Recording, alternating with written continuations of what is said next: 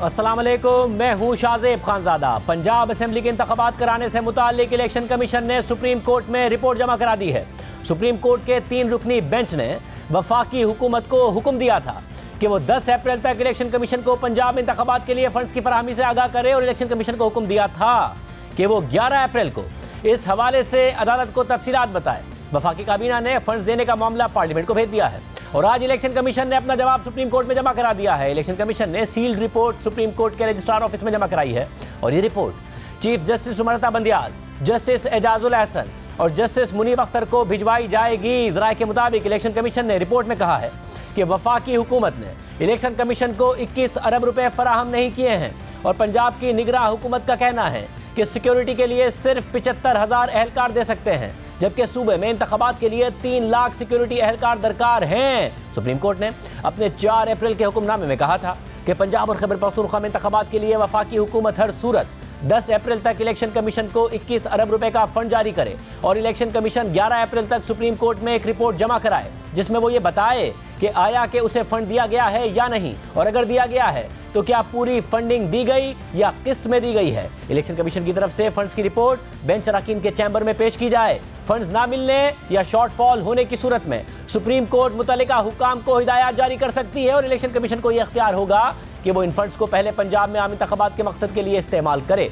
लेकिन फंड्स जारी करने के बजाय वफाकी काबीना ने यह मामला पार्लियामेंट को भेज दिया है और इलेक्शन कमीशन ने सुप्रीम कोर्ट को बता दिया है कि फंड्स नहीं मिले हैं। सुप्रीम कोर्ट ने पंजाब हुकूमत को भी हुक्म दिया था कि पंजाब की निगरां काबीना और बिलखुसूस चीफ सेक्रेटरी और आईजी पंजाब 10 अप्रैल तक सिक्योरिटी और इलेक्शन ड्यूटी से मुतालिक खातिर ख्वाह अमले का एक ऐसा प्लान इलेक्शन कमीशन को फराहम करें जो उसे काबिल कबूल हो, और मजीद ये कि आम इंतखाबात के इनेकाद के लिए अपनी आईनी जिम्मेदारी निभाते हुए हुकूमत पंजाब और तमाम अहलकार मुतहर्रिक तरीके से इलेक्शन कमीशन की मुआवनत करें। लेकिन आज ज़राए के मुताबिक इलेक्शन कमीशन ने सुप्रीम कोर्ट को बता दिया है कि 3 लाख सिक्योरिटी अहलकारों की ज़रूरत है और पंजाब हुकूमत सिर्फ 75,000 अहलकार दे सकती है। इसी तरह सुप्रीम कोर्ट ने वफाकी हुकूमत को भी हुक्म दिया था कि वो इंतखाबात के लिए अफवाज, रेंजर्स, FC और दीगर तमाम उन अहलकारों की मौजूदगी को यकीनी बनाए जो बिलवास्ता या बिलावास्ता उसकी कमांड में आते हैं और जिनकी इलेक्शन कमीशन को सिक्योरिटी और दीगर मकासद के लिए ज़रूरत है। और इस हवाले से वफाकी हुकूमत 17 अप्रैल तक इलेक्शन कमीशन को अपना प्लान फराहम करे जो इलेक्शन कमीशन के लिए काबिल कबूल हो, और अगर कमीशन की मामले से मुताल्लिक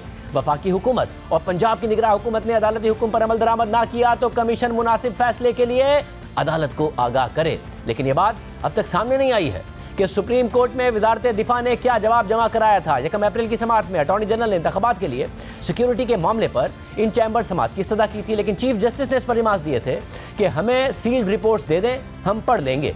हम सिर्फ फौज की बात नहीं कर रहे हैं, मुसल्लह फौज में एयरफोर्स और नेवी भी शामिल है। अगर हमारी फौज हसास जगहों पर तैनात है तो हमें इन 2 अफवाज के बारे में भी बताया जाए। अगर पाक आर्मी की नफरी मसरूफ है तो दीगर सर्विसेज से अहलकार लिए जा सकते हैं। इलेक्शन में ड्यूटी के लिए जंगजू फौजी नहीं चाहिए। फौज में हर यूनिट शोबाए जंग के लिए नहीं होता। रिटायर्ड आर्मी जवान भी सिक्योरिटी दे सकते हैं, पैरामिलिट्री फोर्सेस भी सिक्योरिटी दे सकती हैं जो वजारत दाखिला के मातहत हैं। वैसे बता दें कि इलेक्शन के लिए कितनी सिक्योरिटी चाहिए। जो कुछ हसास चीज़ें हैं उनको इन चैम्बर सुन लेंगे। उसी समाअत में चीफ जस्टिस ने सेक्रेटरी दिफा lieutenant general retired Hamoodur Rehman से सवाल किया था कि क्या आपके पास रिटायर्ड जवान बुलाने का कोई तरीकाकार है। सेक्रेटरी दिफा ने जवाब दिया कि रिटायर्ड आर्मी जवान रिजर्व फोर्स होती है जिन्हें मखसूस हालात में बुलाया जाता है। रिजर्व फोर्स की तलबी के लिए वक्त दरकार होता है। रिजर्व फोर्स की तरबियत भी की जाती है। चीफ जस्टिस ने रिमार्क्स दिए थे कि इलेक्शन कल नहीं होने, पूरा शेड्यूल आएगा। हमें सील्ड फाइलें दे दें, हम जायजा लेकर वापस कर देंगे। आप चंद घंटों बाद या कल सुबह तक रिपोर्ट दे दें। सेक्रेटरी दिफा को अगली समाअत पर आने की जरूरत नहीं है। कुछ सवालात हमारे जहन में आए तो खुली अदालत में पूछ लेंगे। लेकिन इसके बाद केस की कोई समाअत ही नहीं हुई और 3 रुकनी बेंच ने फैसला सुना दिया था। दूसरी तरफ कल हुकूमत ने पार्लियामेंट के मुश्तरका इजलास से supreme court practice and procedure act मंजूर कराया था, जिसे कल ही लाहौर हाई कोर्ट में चैलेंज कर दिया गया था, जिस पर हाई कोर्ट के रजिस्ट्रार ऑफिस ने एतराज लगा दिया था कि अभी तो कानून बना ही नहीं है तो चैलेंज कैसे कर सकते हैं। और आज इस कानून साजी को सुप्रीम कोर्ट और इस्लामाबाद हाई कोर्ट में चैलेंज कर दिया गया है। इसके अलावा खैबर पख्तूनख्वा में इंतखाबात की तारीख के मामले पर सूबाई असेंबली के स्पीकर ने पेशावर हाई कोर्ट से रुजू कर लिया है और मौक़िफ़ अख्तियार किया है कि गवर्नर की जानिब से 8 अक्टूबर की तारीख देना गैर कानूनी और गैर आईनी है। इसके अलावा आज एक और खबर भी सामने आई है।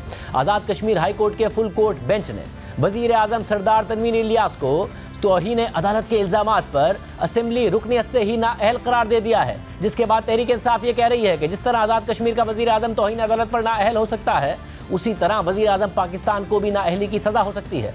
गुज़िश्ता हफ्ते इस्लामाबाद में एक तकरीब के दौरान तनवीर इलियास ने बिलवास्ता तौर पर अदलिया पर इल्ज़ाम आयद करते हुए कहा था कि अदलिया हुकूमत के काम को मुतासिर कर रही है और हुक्म इम्तना के जरिए एग्जीक्यूटिव के अख्तियारात में मुदाखलत की जा रही है। इस पर उन्हें आज़ाद कश्मीर की सुप्रीम कोर्ट और हाई कोर्ट ने अलग अलग नोटिस जारी किए थे। आज की समाअत में हाई कोर्ट ने वज़ीर आज़म आज़ाद कश्मीर के 3 वीडियो क्लिप्स चलाए, जिनमें हफ्ते को उनकी तकरीर का क्लिप भी शामिल था, और पूछा कि क्या वो इल्ज़ामात का सामना करेंगे।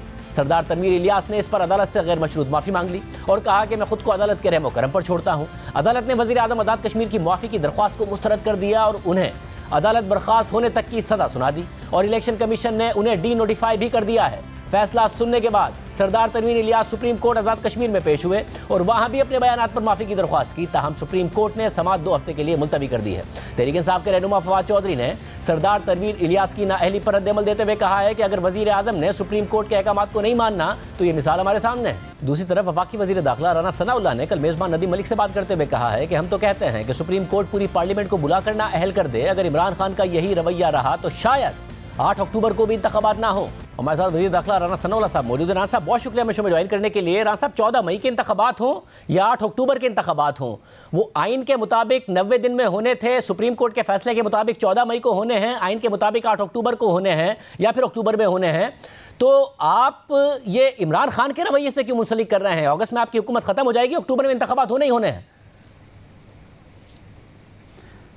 देखें, सियासत में जो है वो दोनों फ्रीकैन के माबैन जो है वो एक ऐसी सूरत हाल जो जिसे विन विन पोजीशन कहते हैं, उसके ऊपर तो लोग खड़े हो जाते हैं।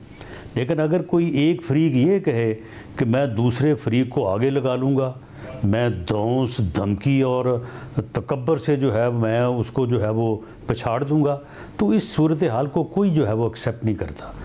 ये 25 मई को भी इन्होंने ये एक एक्सपीरियंस करके देख लिया, जब इन्हें अच्छी तरह से मालूम था कि हम ये फ़ैसला कर चुके हैं कि हम इलेक्शन में जाएंगे।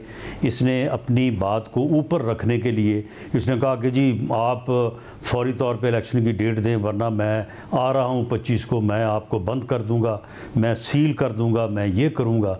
तो उसके बाद फिर वो फ़ैसला तब्दील हो गया। इस तरह से बाद में इसने इसी तरह से जो है कभी मैं लॉन्ग मार्च करूंगा और मैं आके बैठ जाऊंगा, मैं डेट लेके उठूंगा, कभी मैं इंसानों का समुंदर लेके आऊंगा, फिर मैं असम्बलियां तोड़ दूंगा। तो ये सारे इसके जो हथकंडे हैं, ये इसके तकब्बर पे, इसकी ज़िद पे और इसकी झूठी अना पे मबनी है। हम इसकी अना और इसके इस मुतकब्बराना लहजा जो है उसके साथ किसी तौर पे जो है कंप्रोमाइज़ करने को तैयार नहीं है। राना साहब, जो आप लोगों ने गुज़िश्ता बरस मई में किया वो ज़ाहिर है आपके इख्तियार में था, और उस वक्त इमरान खान का जो रवैया था उसके रिस्पॉन्स में आप कुछ भी करने का इख्तियार रखते थे। अब मसला इमरान खान का रवैया तो इर्रेलेवेंट हो गया है। अब तो सुप्रीम कोर्ट का ऑर्डर है पहले, जो कि 14 मई को इलेक्शन का कहता है, फिर वफाक में अक्टूबर में इलेक्शन होने हैं अगर आप अगस्त में अपना टर्म पूरा करते हैं। ये इमरान खान का रवैया कैसे बीच में आ गया? अब तो आइन रेलिवेंट हो गया है। लाहौर हाई कोर्ट का एक फैसला फील्ड में मौजूद है, फिर सुप्रीम कोर्ट का एक फैसला मौजूद है। ये इमरान खान के रवैये की तो कोई अहमियत नहीं है इसमें, आप उसको बुनियाद बनाकर कैसे इलेक्शन को डिले कर सकते हैं? नहीं, उसके रवैये की जो है वो कोई अहमियत नहीं है। लेकिन ये सारा जो सियासी तौर पर जो अनारकी और जो अफरा तफरी है, जो इस वक्त फितना गरी है मुल्क में, ये उसके रवैये की वजह से है। अगर आइनी तौर पे ये सूरत हाल पैदा हुई है और सुप्रीम कोर्ट में अब 3-2 और 4-3 का जो झगड़ा पैदा हुआ है वो इसी की वजह से हुआ है ना। इसने जो है वो असम्बलियाँ जो है वो मियाद से पहले और एक सियासी हरबे के तौर पे, एक सियासी घटिया हथकंडे के तौर पे जो है इन असम्बलियों को ज़िबा किया है, इसने तोड़ा है। तो ये सारा किया दरा तो जो है वो इसी का है। बाकी हम आइन के ताबे हैं, आइन का हमने हल्फ लिया हुआ है, आइन के जो तकाजे हैं उन तकाज़ों को हम पूरा करेंगे। मगर जब आप अक्टूबर का कहते हैं, अपना जून को या 14 अगस्त को या 16 अगस्त को जब हमारी टर्म पूरी होगी, तो अगर तो हमें आइन इजाज़त देता हो तो उससे आगे जाने की तो जाएंगे, वरना हम उस दिन जो है वो मुद्दत पूरी होने पे जो है वो हम पीछे हट जाएंगे। केयर टेकर सेटअप आएगा और उसके बाद इलेक्शन को ना उसकी जिम्मेदारी होगी। आइन तो आपको जिम्मेदारी तो नहीं होगी। आइन इजाज़त देता होगा कैसे? आइन इजाज़त नहीं देता। आपके असेंबलियों की मुद्दत पूरी हो जाएगी, आपको असेंबलियाँ ख़त्म होंगी और फिर एक केयर टेकर सेटअप आएगा, फिर अक्टूबर में इंतखाब होगा। आइन आपको कैसे इजाज़त देगा कि आप उससे प्रोलॉन्ग कर जाएं, या फिर इमरान खान का रवैया कैसे इजाज़त देगा कि अक्टूबर से आगे इलेक्शन चले जाएं? जी सुन लेना, अगर आइन इजाज़त नहीं देगा तो मैंने कहा कि हम बिल्कुल आगे नहीं बढ़ेंगे। अगर आइन में कोई गुंजाइश हुई तो फिर हो सकता है। ये तो आइन की बात है ना, आइन की के ताबे रहने की और आइन के ऊपर अमल करने की मैं ये बात कर रहा हूँ। आइन से तो सवाल ही पैदा नहीं होता। अगर किसी सूरत भी जो है अगर आइन के ताबे होते हुए आप अगस्त में चले जाएंगे तो उसके बाद तो केयरटेकर सेटअप आ जाएगा। ये फिर अक्टूबर में इलेक्शन कैसे नहीं होंगे? अगर आप लोग अभी कह रहे हैं कि जी इमरान खान के रवैये की वजह से हम उससे ब्लैकमेल नहीं होंगे, तो फिर आप तो होंगे नहीं। ये अक्टूबर की प्रेडिक्शन आप अभी से कैसे कर रहे हैं कि फिर भी अक्टूबर में इलेक्शन नहीं होंगे? इमरान खान का रवैया ऐसे रहा, क्योंकि इमरान खान का रवैया और आप तो आमने सामने नहीं होंगे इस वक्त। नहीं देखें, ये एक फितना और पागल इंसान है। ये क्या पता है कि ये उसके बाद ये क्या कोई नई चीज़ लेके आ जाए सामने, कोई नई जो है वो मुश्किल जो है वो पैदा कर दे केयर टेकर सेटअप के लिए। ये कहे ये केयर टेकर सेटअप जो है ये मुझे काबिल कबूल नहीं है, मुझे इलेक्शन कमीशन जो है वो काबिल कबूल नहीं है। ये अब पहले तो इसने सबके ख़िलाफ़ अब कह चुका है, अब ये कहे कि चीफ इलेक्शन कमिश्नर ने और केयर टेकर सेटअप ने मुझे कत्ल करवाने का प्रोग्राम बना लिया है। इन्होंने बंदे बकायदा जो है वो इन्होंने प्लान कर लिए हैं। इसका क्या पता है कि कल को ये क्या करेगा। मगर फिर आसिफ जरदारी साहब ने जब तक इस मुल्क की सियासत से लोग इसको अपने वोट की ताकत से माइनस नहीं ना करेंगे, ये इस मुल्क में सियासी इस्तेहकाम नहीं आने देगा। शाहजेब ये बात नोट कर लें। वोट की ताकत उस वक्त लोग इस्तेमाल करेंगे ना जब आप इलेक्शन होने देंगे। आप तो इलेक्शन ही नहीं होने दे रहे हैं क्योंकि आपको डर है वोट की ताकत से वो वापस आ जाएंगे। इलेक्शन हम आइन के मुताबिक जो है वो होने देंगे, इसकी डिक्टेशन के मुताबिक नहीं होने देंगे। अगर ये समझता है ना कि मैं कैपिटल का घिराव करके, मैं इंसानों का समुद्र ला के, मैं असम्बलियाँ तोड़ के, इसके इन हथकंडों से जो है वो इलेक्शन नहीं होगा। सब आइन के मुताबिक ही 90 दिन में इलेक्शन होना था। अगर आप सुप्रीम कोर्ट का 4-3-3-2 के डिस्प्यूट में पढ़े तो लाहौर हाई कोर्ट का फैसला इन फील्ड है, जो कि अतर मिनल्ला साहब ने भी लिखा है। तो शाहजेब ये फिर ये जो हरकतें कर रहा है ये ना करे। फिर आइन तो जो है वो इसके लिए भी, हमारे लिए भी, सब किसी और के लिए भी एक जैसा ही है ना। उसमें को किसी ने तब्दीली तो नहीं कर लेनी।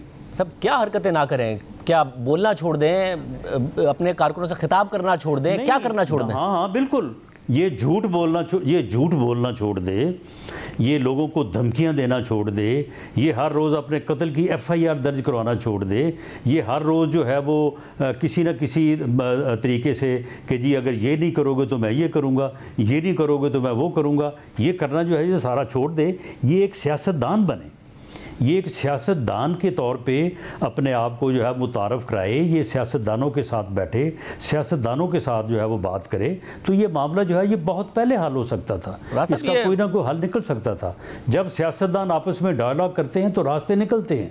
साहब ये आप बोल रहे हैं आपके जरिए कि मैं तो इनके साथ बात करने से पहले बेहतर है कि मैं मर जाऊँ, तो फिर वहाँ पे आप मुझे बताएं कि वहाँ पे सियासत क्या होगी और डायलॉग क्या होंगे। अच्छा, ये जो आप कह रहे हैं कि FIR हैं, फिर रवैया और इस किस्म की बातें, ये आप कह रहे हैं या फिर आपके जरिए एस्टैब्लिशमेंट ये पैगाम दे रही है कि ये इमरान खान रवैया बदलेंगे तो फिर इलेक्शन की कोई राह है, वरना इलेक्शन नहीं होंगे? ये एस्टैब्लिशमेंट बोल रही है या आप बोल रहे हैं? नहीं, मैं आपके सामने बात कर रहा हूँ, मैं आपके सामने बात कर रहा हूँ और जो आप सवाल कर रहे हैं मैं उसका जवाब दे रहा हूँ। इसमें मैं किसी की नुमाइंदगी नहीं कर रहा। मैं अगर नुमाइंदगी कर रहा हूँ तो अपनी जमात की कर रहा हूँ। और मुझे फिर ये बताइए कि अब सुप्रीम कोर्ट का जो मामला है, आपने खुद ने कहा कि जी अगर करनी है तो फिर कंटेम्प्ट लगा दें पूरी की पूरी पार्लियामेंट पर। पार्लियामेंट के पीछे छुपने की कोशिश तो कर रहे हैं, मगर आज एक वज़ीर आज़म आज़ाद कश्मीर के फारिग हो गए हैं वहाँ की अदालतों से। अगर वज़ीर आज़म को फारिग कर दिया तो फिर आप कहाँ अपील करते फिरेंगे कि जी नहीं जी पूरी पार्लियामेंट को फारिग करें या पूरी काबीना को फारिग करें? क्या करेंगे?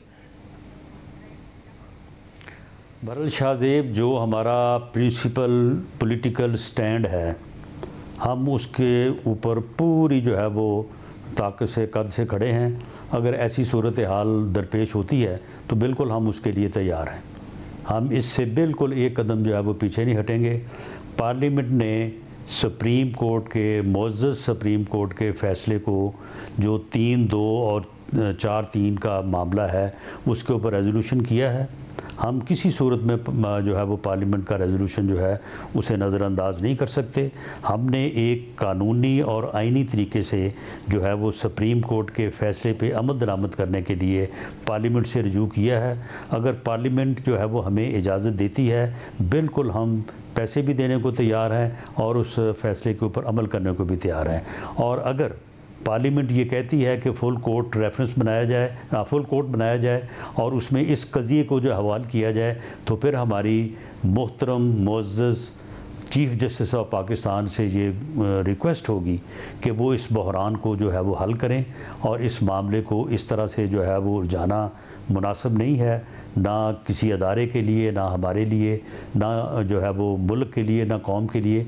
तो वो इसके ऊपर फुल कोर्ट जो है वो बैठा दें और इसके ऊपर फिर जो फैसला होगा, जब उस फैसले को सभी तस्लीम करने को तैयार हैं तो फिर इसमें हर्ज क्या है। मगर अगर एक और कोई सूरत नहीं पैदा होती, अगर ऐसी कोई सूरत पैदा नहीं होती तो फिर हम पार्लियामेंट से जो है वो किसी तौर पे जो है वो हम रूगर्दानी नहीं करेंगे, हम पार्लियामेंट के साथ खड़े होंगे। उसके लिए फिर जो भी नताइज हों वो ठीक है। राज साहब, एक और आसरा आपका उस कानून साजी पर है जो आप लोगों ने की, सदर ने नहीं किया था प्रूव, अब जॉइंट सेशन से हो गया, 10 दिन में उसे कानून बन जाना है, मगर वो चैलेंज हो गया पहले ही। लाहौर हाई कोर्ट ने के तो रजिस्ट्रार ने मुस्तरद कर दिया है, कह के जी कानून ही नहीं बना तो कैसे चैलेंज हो गया, मगर इस्लामाबाद हाई कोर्ट और सुप्रीम कोर्ट में चैलेंज हो गया। अगर वो बनते ही स्ट्राइक डाउन हो गया तो फिर आपका वो आसरा भी ख़त्म हो जाएगा। अगर हमारा वो आसरा ख़त्म होगा तो फिर पार्लियामेंट जो है वो उसके ऊपर जो है वो मुनासिब फ़ैसला लेगी और मुनासिब कदम जो है वो उठाएगी। देखें शाहज़ेब, आपने जिस तरह से ये बात की है कि जी वो ऐसे हो गया तो फिर ऐसे हो जाएगा, तो फिर ये फिर कोई आइन की हुक्मरानी तो ना हुई, कानून की हुक्मरानी तो ना हुई, रूल ऑफ लॉ ना हुआ, ये तो फिर माइट इज़ राइट हुआ। तो फिर माइट इज़ राइट जो है वो फिर अगर दूसरी तरफ से होगा तो फिर हमें तो इसके ऊपर आप सज़ावार ना ठहराएं, फिर आप हमसे भी इसी किस्म की तवक्को करें। लेकिन हम ऐसा करने से पहले हम ये बात जो है वो सुप्रीम कोर्ट के मुअज़्ज़ज़ बेंच के सामने, हमारे लिए वो 4 जज भी उतने ही मोहतरम हैं और ये 3 भी उतने ही मोहतरम हैं, उनके सामने हम 6 दिन एक पॉलिटिकल पार्टी के तौर पे जो है वो खड़े रहे हैं और उनसे ये रिक्वेस्ट करते रहे हैं कि हम इसमें ज़रूरी फ़रीक हैं, हमें आप सुन लें, लेकिन हमें सुना नहीं गया। तो ये सारी चीज़ें जो है आप इसमें कुछ मुस्बत इशारे जो हैं वो मिल रहे हैं, तो हमें उम्मीद तो बेहतरी की रखनी चाहिए, बाकी फिर जो भी इशारे फिर अल्लाह मालिक है। क्या मुस्बत इशारे मिले हैं राजा?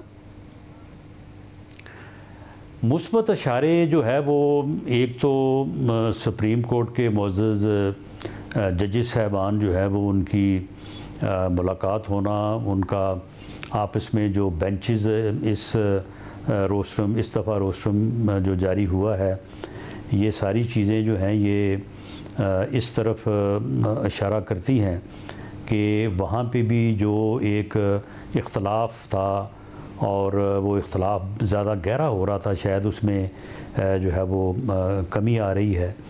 और इसी तरह से डायलॉग की भी एक र्यूमर आप फ़ज़ाओं में सुन रहे हैं। तो ये सारी चीज़ें जो हैं ये मुस्बत इशारे देती हैं, और अगर आने वाले वक्त में कोई डायलॉग के ज़रिए से कोई रास्ता निकलता है, कोई नेशनल डायलॉग के ज़रिए से रास्ता निकलता है, या जो सुप्रीम कोर्ट है वहाँ पे कोई कंसेंसस की सूरत हाल आ जाती है, तो मैं समझता हूँ कि ये जितना बड़ा और जितना गहरा ये बहरान है आइनी तौर पे भी और अदरवाइज़ भी, तो ये इन इक़दामात से, इन 2 तरीक़ों से हल होने में भी इसमें कोई ज़्यादा देर नहीं लगेगी। बहुत शुक्रिया। असदुल्लाह साहब हमारे साथ मौजूद थे। जो मुलाकातों की खबरें आ रही हैं, आपसे थोड़ी देर पहले खबर आई कि चीफ जस्टिस और जस्टिस फाइज़ की मुलाकात हुई है, क्या असल में इतलात हैं, क्या कहानी है, हम कोर्ट रिपोर्टर से पूछेंगे। क़य्यूम सिद्दीकी साहब हमारे साथ मौजूद होंगे ब्रेक के बाद। हालिया दिनों में chief justice of Pakistan justice Umar Ata Bandial और सुप्रीम कोर्ट के सीनियर तरीन जज और मुस्तकबिल के चीफ जस्टिस जस्टिस काजी फ़ाइज़ ईसा के दरमियान शदीद इख्तिलाफ़ात सामने आए। पहले जस्टिस काजी फ़ाइज़ ईसा के खिलाफ रेफरेंस और उसका मुस्तरद होना, फिर एक अरसे से जस्टिस काजी फ़ाइज़ ईसा को किसी भी अहम आइनी मामले और अहम मुकदमात में बनने वाले बेंचेस से बाहर रखे जाना, फिर जस्टिस काजी फ़ाइज़ ईसा का चीफ जस्टिस के सू मोटो लेने के इख्तियार और बेंचेस की तश्कील के इख्तियारात पर सवाल उठाना, इस हवाले से बाकायदा ऑर्डर जारी करना, जिसे सुप्रीम कोर्ट ने एक सर्कुलर के जरिए खत्म कर दिया। फिर जैसे काजी फाइज ईसारी 3 रुकनी बेंच की सरबराही कर रहे थे और जिस केस की समाअत के दौरान सुमोटो से मुतालिक ऑर्डर जारी किया था, चीफ जस्टिस ने वो बेंच ही तब्दील कर दिया और जस्टिस एजाजुल एहसन की सरबराही में 6 रुकनी नया बेंच तश्कील दे दिया, जिसने चंद मिनट की समाअत में पूरा केस ही खत्म कर दिया। फिर पंजाब और खैबर पख्तूनख्वा में इंतखाबात से मुतालिक 3 रुकनी बेंच के फैसले में यह करार दिया गया कि जस्टिस काजी फाइज ईसा ने सुमोटो से मुतालिक जो ऑर्डर जारी किया था, इसका कोई कानूनी असर नहीं है। इन चंद दिनों में सुप्रीम कोर्ट में इख्तलाफात और तकसीम की खबरें अवामी सतह पर डिस्कस होती रहीं।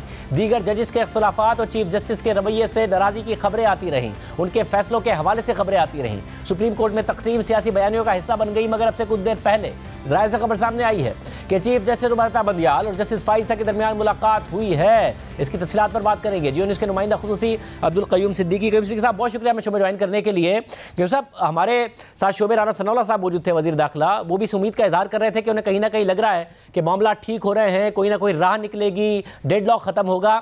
क्या वाकई ये जो मुलाकात हुई है, इससे कुछ समझा जाए कि बर्फ़ पिघल रही है और चीज़ें मस्बत सिमत में जा सकती हैं? देखें शाहज़ेब साहब, ये वाक़तन एक बहुत बड़ी तब्दीली आई है सुप्रीम कोर्ट ऑफ पाकिस्तान के अंदर। हम पहले देखते थे कि जो ये मुशावरत का अमल था, ये बिल्कुल मफकूद था और बिलखुसूस सीनियर जज साहबान से।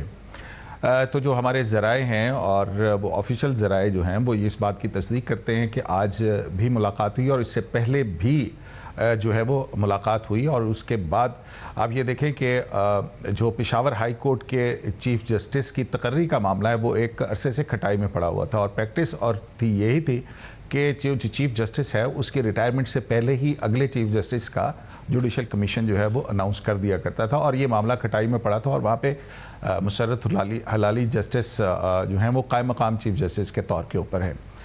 तो ये इजलास भी नहीं बुलाया जा रहा था बहुत अरसे से। और अब जो है वो ये भी ख़बरें हैं, बल्कि बिल्कुल इसकी तस्दीक भी हो चुकी है कि 13 अप्रैल को जुडिशल कमीशन ऑफ पाकिस्तान का इजलास भी बुलाया गया है और उस इजलास के अंदर जो है वो भी एक और बड़ी तब्दीली है कि इस पे मशावरती अमल हुआ और उसके बाद जो है वो जुडिशल कमीशन के अंदर भी जो है वो एक फाजिल जज साहबान की तकर्री हुई है, जो कि 13 अप्रैल को यकम 1 बजे जो है वो इसका इजलास होगा। तो ये एक पेशरफ्त हुई और फिर जो है वो आज की भी एक मुलाकात है और हमारे ज़राए जो हैं वो ये तस्दीक करते हैं कि ये काफ़ी देर तक रही और उस पर चीफ जस्टिस ने कई चीज़ों के ऊपर मशवरा भी किया और वो मशवरा ज़ाहिर है कि उसकी तफसीलात तो नहीं है, लेकिन चीफ जस्टिस की तरफ से ये मुशावरत का अमल जो है ये शुरू हुआ है। क्या ये तवक्को की जा सकती है कि जो फुल कोर्ट का मुतालबा था, बार्स की तरफ से भी, हुकूमत की तरफ से भी, ज़ाहिर आईनी मामला बहुत सारे इकट्ठे हो गए हैं, एक पूरा सियासी एक मसला है जो ज़ाहिर अदालती फैसलों के नतीजे में भी पैदा हुआ है, कि फुल कोर्ट की तरफ जाया जा सकता है? ऐसे कुछ इशारे मिल रहे हैं? आप कोर्ट के मामला पर बहुत गहरी नज़र रखते हैं।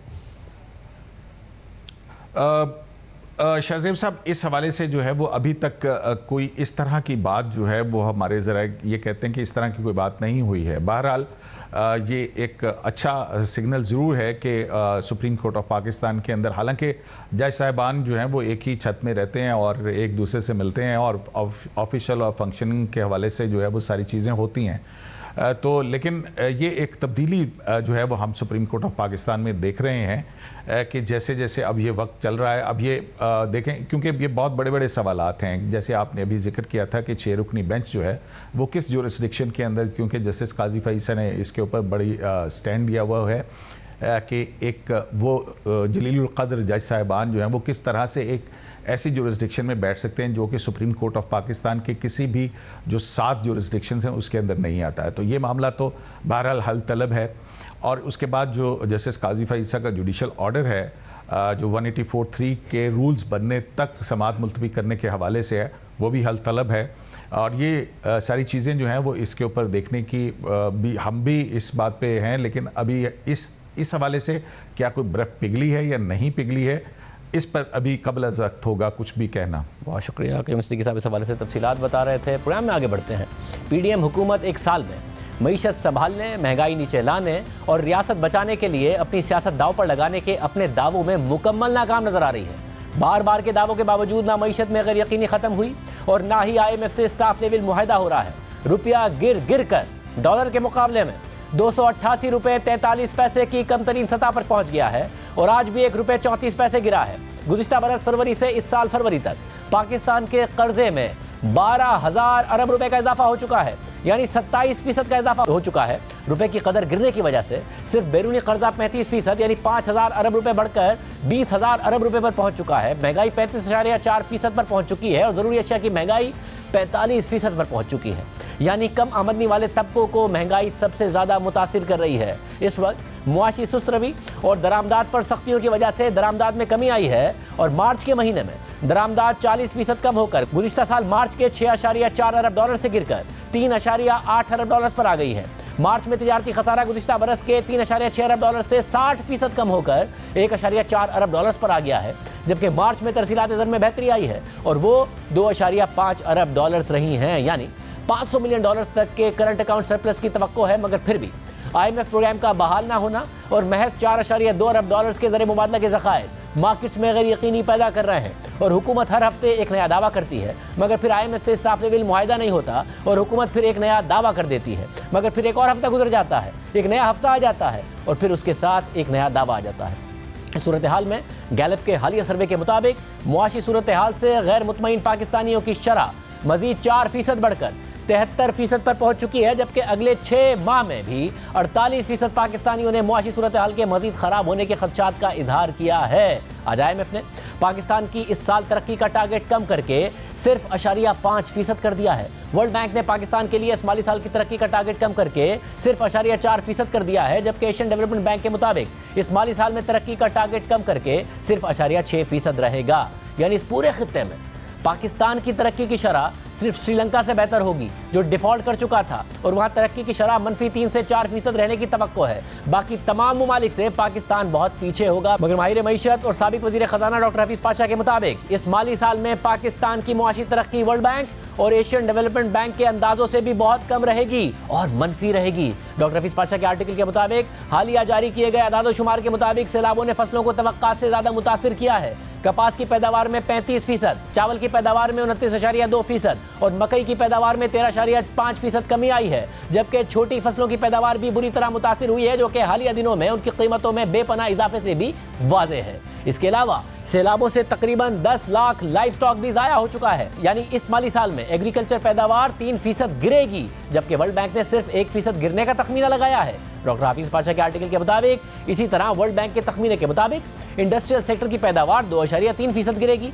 मगर लार्ज स्केल मैन्युफैक्चरिंग की पैदावार तो पहले ही इस माली साल के 7 माह में 4.4% गिर चुकी है और हालिया महीनों में मुख्तलिफ इंडस्ट्रीज के बंद होने की वजह से पैदावार में मजीद कमी आई है, जबकि कंस्ट्रक्शन सेक्टर भी इंतहाई सुस्त रवि का शिकार है और सीमेंट की सेल्स में 13% और स्टील सेक्टर की सेल्स में 3% की कमी आई है। इसलिए इंडस्ट्रियल सेक्टर की पैदावार में भी वर्ल्ड बैंक के अंदाजों से ज्यादा कमी आएगी, जबकि वर्ल्ड बैंक ने सर्विसेज सेक्टर में 1.8% तरक्की का तखमीना लगाया है। मगर यह भी ज्यादा है क्योंकि इस साल ट्रांसपोर्ट, कम्युनिकेशन, होलसेल और रिटेल ट्रेड के सुकड़ने की तवक्को है। डॉक्टर हफीज पाशा के मुताबिक इस माली साल में मईशत मुमकिना तौर पर 2 से 2.5% सुकड़ने के इम्कानात हैं, यानी 2 से 2.5% मनफी तरक्की होगी और वर्ल्ड बैंक और एशियन डेवलपमेंट बैंक का 0.4% और 0.6% तरक्की का तखमीना भी ज़मीनी हक़ाइक़ के मुकाबले में ज़्यादा है।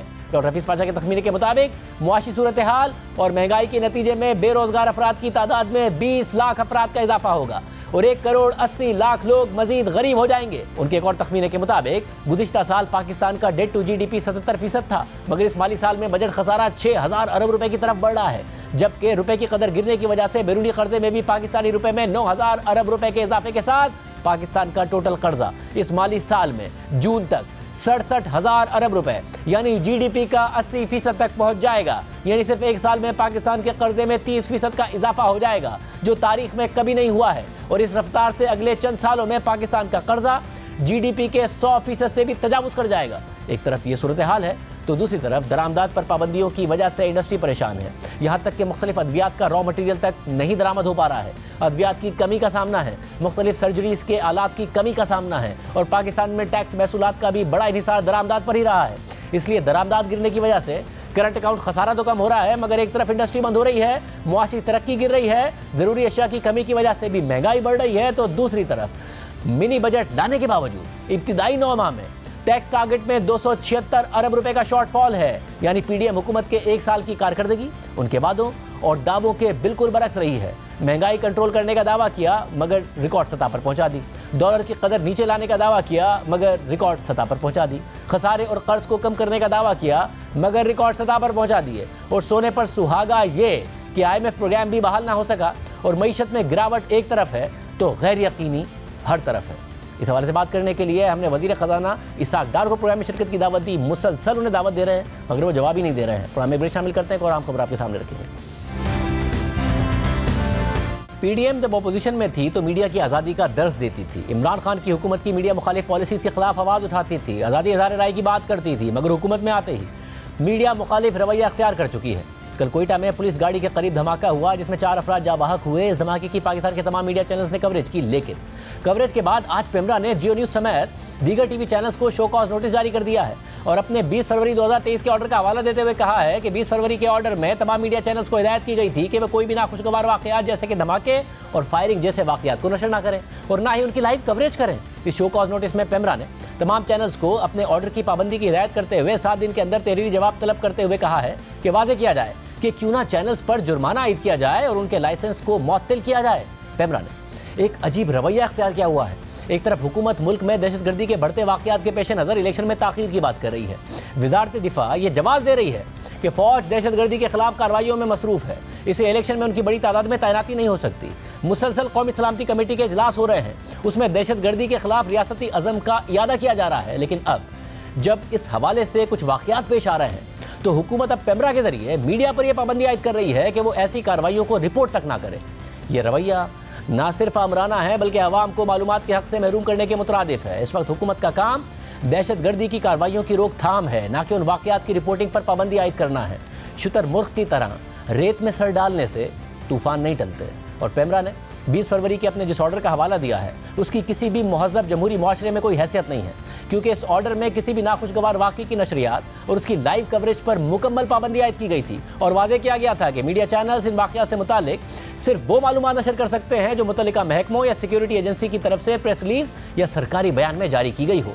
ये ऑर्डर समझ से बालातर है, क्योंकि मीडिया जिसका काम ही इदारों की कारकर्दगी और उनकी तरफ से दी गई मालूमात पर सवाल उठाना है, उसे सिर्फ उन बयानात को नशर करने तक महदूद कर दिया गया। अहम बात यह है कि अब मीडिया के ज़ाब्ता अखलाक की खिलाफ वर्जी पर तो एक्शन ले सकते हैं, किसी वाक़े से मुतालिक हक़ाइक़ के बरखिलाफ रिपोर्टिंग पर उसे सनसनीखेज़ बनाने पर तो शो कॉज नोटिस जारी कर सकते हैं, लेकिन किसी दहशतगर्दी के वाक़यात से मुतालिक रिपोर्टिंग पर ब्लैंकेट पाबंदी आयद करना ना सिर्फ आज़ादी इज़हार राय को सल्ब करने के बराबर है बल्कि आइन में दिए गए बुनियादी हकूक़ की भी खिलाफ वर्जी है। पेमरा चैनल से तो वज़ाहत मांग रहा है, लेकिन उसे खुद ये वाज़ेह करना चाहिए कि मीडिया के वो कौन से ज़ाब्ता अखलाक हैं और पाकिस्तान के वो कौन से कवानीन हैं जहाँ दहशतगर्दी के वाक़यात को नशर करने पर पाबंदी आयद की गई है। पेमरा की इस पाबंदी से मुतालिक association of electronic media editors and news directors ने बयान जारी करते हुए कहा है कि किसी भी नाखुशगवार वाक़े की कवरेज पर पाबंदी गैर कानूनी है और ये आमराना सोच की अक्कासी करता है। साथ ही हुकूमत ख़ास करके वज़ारत इत्तलात को ये सोचना चाहिए कि मीडिया को काबू करने से दहशतगर्दी काबू में नहीं आएगी। मीडिया का काम ही इदारों के अंदर चलने वाले मामलात पर सवालात उठाना है। पहले पेमरा ने सियासी रहनुमाओं की तकारीर पर पाबंदी आयद कर दी और जब सुप्रीम कोर्ट में जजिस के अख्तिलाफ़ात की खबरें सामने आईं और सुप्रीम कोर्ट के एक जज के खिलाफ रेफरेंस दायर किया गया तो पेमरा ने जजिस के कंडक्ट से मुतालिक बात करने पर भी पाबंदी आयद कर दी। जबकि जस्टिस काजी फ़ाइज़ ईसा और जस्टिस अमीनुद्दीन अपने फैसले में पेमरा पर बरहमी का इज़हार कर चुके थे और वाज़ेह कर चुके थे कि अगर जजिस के कंडक्ट पर जायज़ तनकीद को रोका गया तो ना ही इसका फ़ायदा अदलिया को होगा और ना ही अवाम को होगा। और जब दहशतगर्दी के वाक़यात हो रहे हैं तो उनकी नशरियात पर पाबंदी आयद कर दी गई है और इन इक़दामात के लिए अदालती फ़ैसलों की गलत तशरीह का सहारा लिया जा रहा है। इस पूरे मामले पर हमने चेयरमैन पेमरा को प्रोग्राम में शिरकत की दावत दी मगर उन्होंने जवाब ही नहीं दिया। साथ ही हमने इस मामले पर बात करने के लिए वज़ीर इत्तलात मरियम औरंगज़ेब को प्रोग्राम में शिरकत की दावत दी मगर हमेशा की तरह वो प्रोग्राम में नहीं आई। यानी यह वाहिद हुकूमत है जिसके वज़ीर ख़जाना प्रोग्राम्स में आकर अपनी मौशी पॉलिसियों का दिफा करने के लिए तैयार नहीं है और वज़ीर इत्तलात अपनी हुकूमत का दिफा करने के लिए तैयार नहीं है, लेकिन यह बयानिया बनाने की ख्वाहिश है कि हमारी हुकूमत ने रियासत को बचा लिया है। इजाज़त दीजिए, अल्लाह हाफ़िज़।